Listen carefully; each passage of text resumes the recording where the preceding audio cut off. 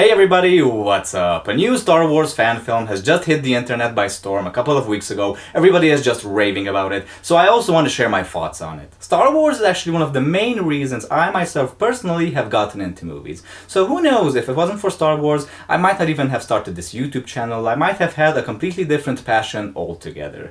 Now, mostly nowadays, I consider myself to be much more of a casual fan. I don't follow the Star Wars universe as closely as I did maybe like 10 years ago when I was still a teen, but nevertheless I still remember having really great fun reading some of the novels, playing some of the video games and loving them, and I especially remember having a great time reading the Dark Lord trilogy, which consisted of Labyrinth of Evil, a prequel to Revenge of the Sith. It consisted of Episode 3, which was obviously the novelization of the movie, and The Dark Lord, which is just a book that mostly devotes its time to the internal conflict that Darth Vader goes through while trying to shed his former identity of Anakin Skywalker, and those very early missions he is sent on by the Emperor that are as much about learning what it is to be a Sith as it is about consolidating the rule of the newly formed Empire. And I think this is truly an incredible story about Anakin Skywalker's transformation into Darth Vader. I mean, if these three books would have been the ones that were made into the films that would have constituted the prequel trilogy instead of what we actually got, I'm pretty fucking sure fans would have loved them.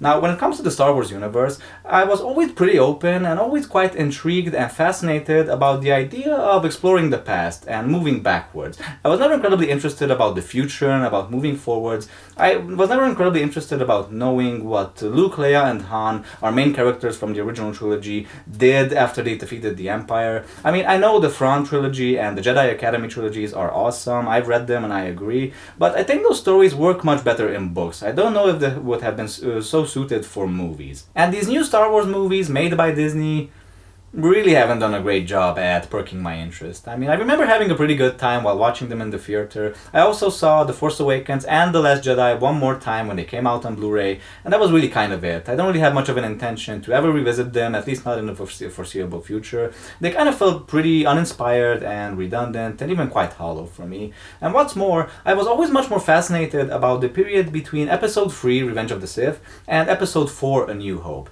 Because I like my Star Wars gritty, okay? I like my Star Wars dark and violent, and I like my Star Wars morally grey. It's why I love the Rogue One. I mean, a lot of people, I remember, didn't really like that film so much because they said that it didn't have a lot of character development. And I agree, but at the same time, I kind of felt like if I can't expect to have great characters in a Star Wars movie made by Disney, then don't really give me any characters at all, basically. Let me just explore this world, let me just bask in the ambience of it. And that's where Vader Shards of the Past comes in and pretty much does everything perfectly from the very beginning of its 13-minute running time. I really love it when a Star Wars movie can really feel like it's throwing you directly into the middle of the story and into the middle of the action. And it's why people got hooked to this stuff in the very first place when they first saw the opening to A New Hope. I mean, they started doing less and less of these sort of throw you into the middle of the story, action-packed openings as the films went along. I remember like feeling that Revenge of the Sith kind of brought the franchise back to form with its kick-ass opening that I still pretty much think holds up today. The opening action scene is very much reminiscent to the by now iconic Rogue One hallway scene,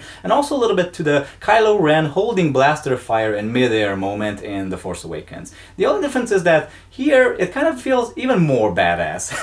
It was almost like Vader saw those movies and he said that, "You thought that was badass? Here, hold my beer, I'll show you badass."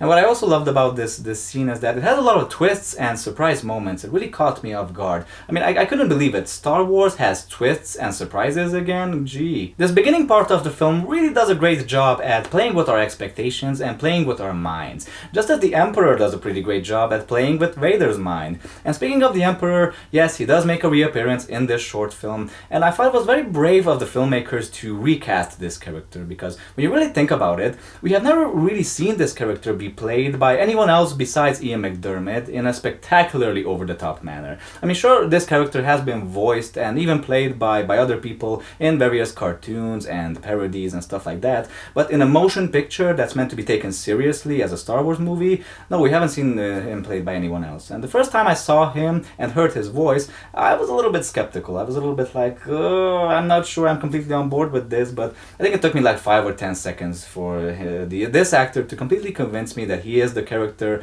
and I could completely immerse myself in the experience. Padme makes a reappearance as a vision. She is used sparingly, but effectively in my opinion. It really grounds the film into something very emotional, and I really love that they explore this. I really love that I was so very interested always in the suffering and in the emotional turmoil of Darth Vader, and I'm really glad that this film also goes in that direction as well. We get to see the Emperor and Vader interact again, this time for real, because when they interacted before, well, we can assume that to be sort of like a dream that Darth Vader has. But actually, watching this middle scene of the film, I kind of have a theory. Hear me out. I mean, we know that the Emperor is the sort of master manipulator who really likes to pull strings, but what if he is even a bigger douchebag than we initially thought? What if he is doing the exact same thing to Vader as well? I mean, I honestly think that this whole rule of two thing, the Sith philosophy that mandates that only two Sith Lords can exist at any given time, a master that embodies the power of the dark side of the Force, and an apprentice who craves it, what if that's all bullshit? What if it doesn't exist? What if it is a lie? What if the Emperor really doesn't even need an apprentice in the very first place?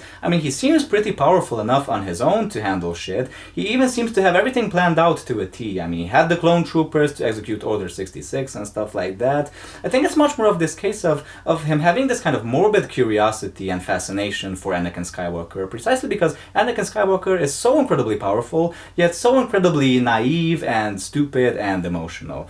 He seems to toy a lot with him, he seems to play tricks on his mind. I don't actually think he believes that Darth Vader can actually overthrow him. It might even explain how he was caught so off guard when Vader eventually did kill him in Return of the Jedi. And I really love this because I kind of feel like it harkens back to that original movie, A New Hope, in which Darth Vader really felt much more like another pawn in a bigger game, you know what I mean? Just like another stormtrooper, but with a cooler costume, a cooler weapon, and a cooler ship. I really think that's why the Emperor used him. I don't really think that he necessarily needed an apprentice, but I think he really wanted to see if he can turn him against his own religion and against his own kind. I think it was a kind of like this kind of morbid experiment for him. I think it's so fascinating that Darth Vader still doesn't feel like the badass he will eventually become. He still feels like he's pretty much doing the Emperor's dirty work. He still feels like he's being bullied in a sort of way. He is eventually sent to Naboo to kill a surviving Jedi, but what he doesn't know is that the Emperor is hot on his trail, following him and coming to Naboo as well. And I really love that line in the movie when the Emperor says that,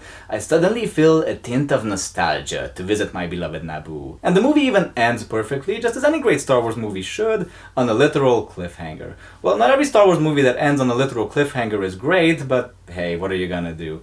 I really love this fan film, folks. I really think it's great. It really caught me off guard. I really felt like it brought back a lot of the excitement and a lot of the grit and the darkness and the suspense and then the great action and the great special effects to the Star Wars universe. I thought the dynamic between Emperor Palpatine and Darth Vader was excellent, and I'm highly anticipating the second episode. Definitely watch this film, folks, if you are a Star Wars fan and if you haven't seen it already. I'm going to put a link to it down below in the description box. Support this guy's channel so we can make more episodes, so we can make the next episode at least to this thing, because it is excellent and it's definitely worth it.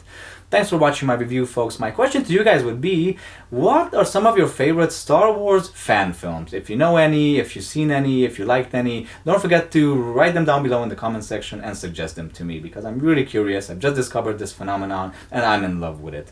Thanks for watching my review, folks, as always. I'll see you later in other reviews. Don't forget to like, comment, and subscribe to make that happen. And what can I say? I love you guys. I appreciate you watching me. And until I'll see you next time, bye-bye.